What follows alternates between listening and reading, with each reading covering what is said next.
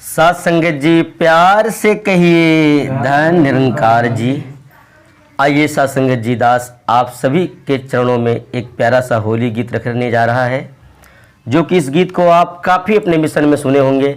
Nirankari mission के जाने माने गीतकार परम सत्कार पूज्य महात्मा हरिभजन जी के स्वरों से, लेकिन दास भी अपने आवाज़ में कोशिश करता है अपने साथियों के साथ। हमारे बीच में जितने भी हमारे बैठे हैं सभी संत महात्मा, ये हमारे ढोलक पे जो बैठे हैं महात्मा संतोष शर्मा जी हैं, ये हमारे महात्मा सुनिंदर जी, ये दिनेश जी, और ये झाल पे बैठे हमारे कमल जी, और हमारे रिकॉर्डिंग कर रहे हैं एक छोटे से बालक दीपू जी। सभी के चरणों में प्यार भरा धन निरंकार जी। अरे असली होली उहे मनावे, असली होली उहे मनावे। आज संसार होली मनावता आशा संगत, लेकिन असली होली हम सभी संत महात्मा ब्रह्मज्ञानी संत ही मनाते हैं। कैसे कि असली होली उहे मनावे जे प्रेम के रंग लगावेला। असली होली उहे मनावे जे प्रेम के रंग लगावेला।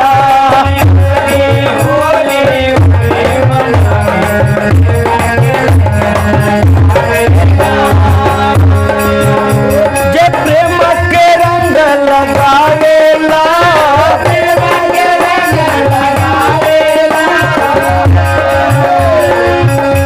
जे प्रेम के रंग लगावेला। असली होली उहे मनावे जे प्रेम के रंग लगावेला।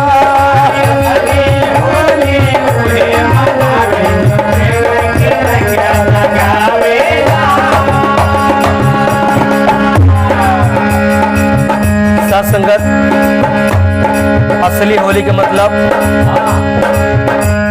ना देखे ऊंचा ना देखे नीचा, ना देखे ऊंचा ना देखे नीचा, ना देखे ऊंचा ना देखे नीचा,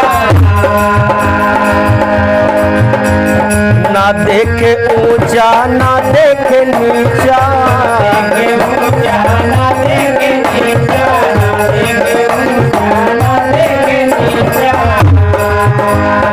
जे ऊंच नीच ना देख के का करे, जे सबके गले से लगावेला।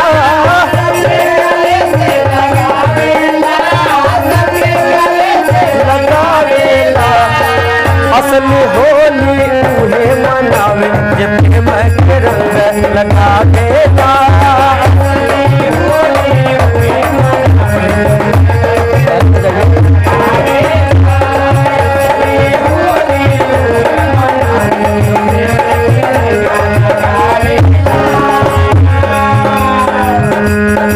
रंग दुनिया का रंग ना, असली रंग जोन बा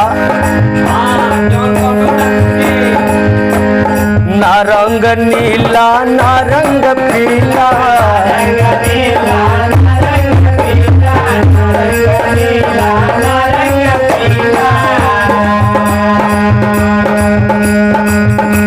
वो ना रंग नीला ना रंग पीला।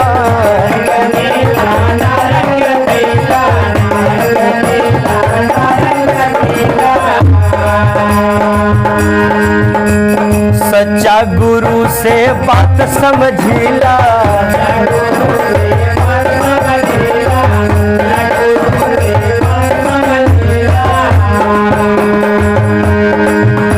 जे बैर नफरत के मिटावेला।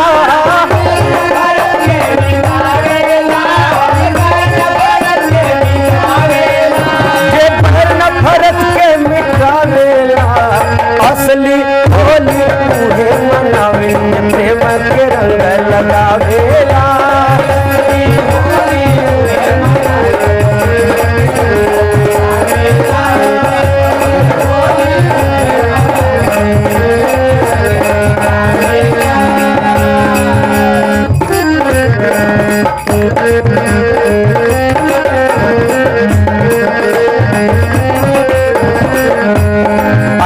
रंग अंतिम लाइन में गाना है। प्रेम के रंग रंगली मीरा,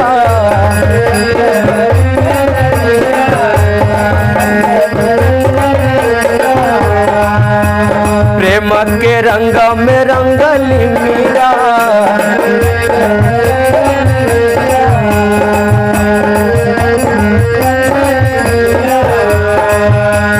और ये रंग में कौन कौन रंगैले बा? भक्त प्रहलाद और तुलसी कबीरा,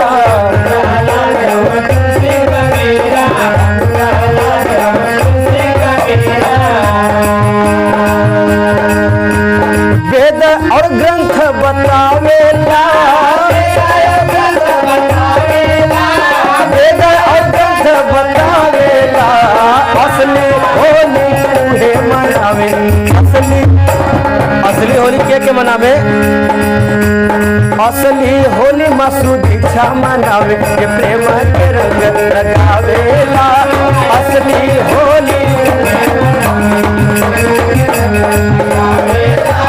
असली होली हरि भजन मनावे, ये प्रेम के रंग लगावेला।